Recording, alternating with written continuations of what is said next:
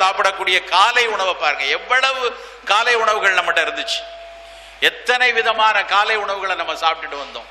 ஆனா இன்னைக்கு பெருவாரியான கூட்டம், குறிப்பாக இளைஞர்கள் கூட்டம், காலை உணவுனா ரெண்டு விஷயத்துல சிக்கிக்கிட்டு இருக்காங்க. குறிப்பா நான் தமிழகத்தின் வரலாறு எனக்கு தெரியும், இங்க எப்படின்னு தெரியல. பெருவாரியான தமிழ் மக்கள் காலையில ஒன்று கார்ன்ஃபிளேக்ஸ் இல்லைன்னா ஓட்ஸ் கஞ்சி, இதுக்கு மாறியாச்சு.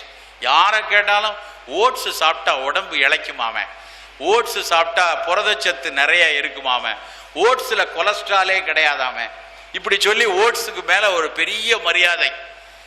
எப்படி வந்துச்சு இந்த ஓட்ஸ்? நாங்கள் பள்ளிக்கூட காலங்களில் ஓட்ஸ் படிக்கும் போது ஓட்ஸ் எங்கிருந்து வருது எப்படி வருதுன்னு படிச்சா, ஓட்ஸ் வந்து பின்லாந்தில் விளையுது, ஓட்ஸ் ரஷ்யாவில் விளையுது, ஆஸ்திரேலியாவில் விளையுது, அங்கெல்லாம் விளைவிக்கப்படக்கூடிய ஓட்ஸ் குதிரைகளுக்கான உணவு அப்படிதான் படித்தோம். குதிரைகளுக்கு போடக்கூடிய உணவு நம்ம ஊர்ல எல்லார் வீட்டுக்கு எப்படி பாக்கெட்ல வந்ததுன்னு பார்த்தீங்கன்னா, 97க்கு அப்புறம் ஒரு சீரியல் வந்துச்சு, சித்தி அப்படின்னு சொல்லிட்டு ராத்திரி அந்த சீரியல் வந்து நேரடியா சில குடும்பத்தை சீரழிச்சுது. அதுக்கப்புறம் அந்த சீரியலுக்கு விளம்பரம் போட்ட இந்த சீரியல் வந்து பல்வேறு ஆரோக்கியத்தை சீரழிச்சு போச்சு. ஓட்ஸ் வந்து ஒரு நல்ல தானியம் தான், தனியா எடுத்து ஓட்ஸ் அனலைஸ் பண்ணி பார்த்தா அது ஒரு நல்ல தானியம் தான். ஆனா ஓட்ஸ் என்ன கோதுமை மூட மாதிரி அப்படியே தானியமாவா உங்க வீட்டுக்கு வருது? ஓட்ஸ் நமக்கு கிடைப்பதே ஓட்ஸ் அவலாகத்தான். எங்கேயும் ஓட்ஸா தனியா தானியம் யாரும் வாங்க மாட்டாங்க. ஓட்ஸ் அவலா இங்க வர்ற விஷயம், அந்த தானியத்திலிருந்து அவலாக மாறுவதற்குள். அதே மாதிரி மக்காச்சோளம், சோளம் நல்ல நிறைய புரதச்சத்து இருக்கு, நிறைய நார்ச்சத்து இருக்கு. ஆனா சோள அவலாக கார்ன்ஃபிளேக்ஸ் ஆக மாறுறதுக்குள்ள எத்தனை வன்முறைகள் அதுல நடத்தப்படுதுன்னு கொஞ்சம் முற்று பார்க்கணும்.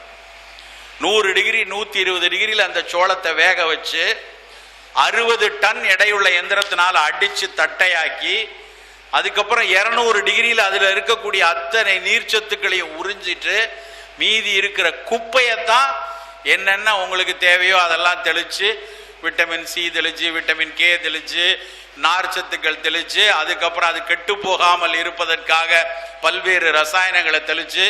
நம்ம வீட்டில் இட்லி சுடுறோம், அந்த இட்லியை வச்சு அது மேலே ஒரு மாருதி காரை ஏற்றிட்டோன்னு வைங்க ஒரு உதாரணத்துக்கு.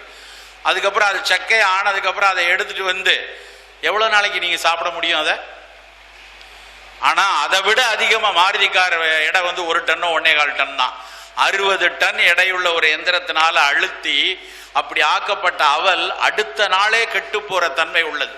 அந்த கெட்டு போகாமல் இருக்கிறதுக்காக அப்புறம் உங்களுக்கு சாக்கோ ஃப்ளேவர் வேணுமா, ஸ்ட்ராபெர்ரி ஃப்ளேவர் வேணுமா, இப்படி ஒவ்வொரு பட்டர்ஸ்காட்ச் ஃப்ளேவர் வேணுமா, அந்த ஃப்ளேவர் எல்லாம் கெமிக்கல்ல சேர்த்து, அதுக்கப்புறம் இந்த ஊர்ல எல்லாருக்கும் ஒரு வியாதி பிடிச்சிருக்கு, 0 சைஸ் இடுப்பு வேணும், கரிஷ்மா கபூர் மாதிரி ஆகணும் அப்படின்னு நினைச்சு அத்தனை பேரும் கே அப்படின்னு போட்டிருக்கத போய் இதை வாங்கினா நல்ல 0 சைஸ் இடுப்பு இருக்குமா? அதான் நான் பல தடவை சொல்லுவேன், இதை வாங்கினா கரிஷ்மா கபூர் இடுப்பு கிடைக்குமா, கண்ணம்மாப்பேட்டை அடுப்பு கிடைக்குமான்னு தெரியாது. ஆனா அதை போய் வாங்கிட்டு வந்து அதை வீட்டில் போட்டு அதில் பாலை ஊற்றி, நண்பர்களே அதில் சோளத்தை தவிர அத்தனை குப்பை சத்துக்களும் நிறைந்தது தான் அந்த ஃப்ளேக்ஸ். நம்ம மரபுக்கும் நம்ம உடம்புக்கும் துளி கூட சம்பந்தம் இல்லாத அத்தனை ரசாயனங்கள் அதில் இருக்கு. ஒரு விஷயத்தை நல்லா உணர்ந்து கொள்ளலாம், அதெல்லாம் பாதுகாப்பானதுன்னு எவ்வளவு சர்டிபிகேட் வந்துச்சு. 4 மாசத்துக்கு முன்னாடி விரட்டி அடிச்சோம் நூடுல்ஸை, வேண்டாம் வேண்டாம் வேண்டான்னு 10 வருஷமா கத்துனதுக்கு ஏதோ ஒரு அரசியல் அவர்கள் அதை அவர்களாகவே வேண்டான்னு சொல்ல ஆரம்பிச்சாங்க.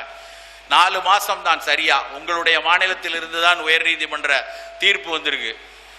வேணெல்லாம் ஒன்றும் கிடையாதுங்க, ரொம்ப சிறப்பாக இருக்கான், பிரமாதம், ரொம்ப பாதுகாப்புன்னு சொல்லி தமிழ்நாட்டில் பேராசிரியர் விஜய், பேராசிரியர் சூர்யாலாம் நம்ம ஆடி பாடி அதை விற்க ஆரம்பிச்சிருவாங்க. அதுக்கப்புறம் அது அவ்வளோ பேரும் வீட்டில் வாங்கி வச்சு இதான் ரொம்ப சூப்பராமே, அதெல்லாம் ஒன்றும் பிரச்சனையே இல்லையே, எந்த நச்சுத்தன்மையும் இல்லையே அப்படின்னு சொல்ல ஆரம்பிச்சிருவாங்க. நண்பர்களே, ஒரு விஷயத்தை புரிந்து கொள்ளுங்க, அது நல்லதா, நச்சுத்தன்மை உள்ளதா, பாதுகாப்பானதெல்லாம் 2வது கேள்விதான். அது பாதுகாப்பானதா இல்லையாங்கிறது 2வது கேள்விதான். முதல் கேள்விக்கு பதில் சொல்லணும், அது அவசியமா இல்லையா? ஒருவேளை நூடுல்ஸ் சாப்பிடலன்னா மும்பையில் எல்லாருக்கும் வலது பக்கம் வயிறு வீங்கிரும் அப்படின்னா எல்லாரும் சாப்பிடலாம் நூடுல்ஸ்.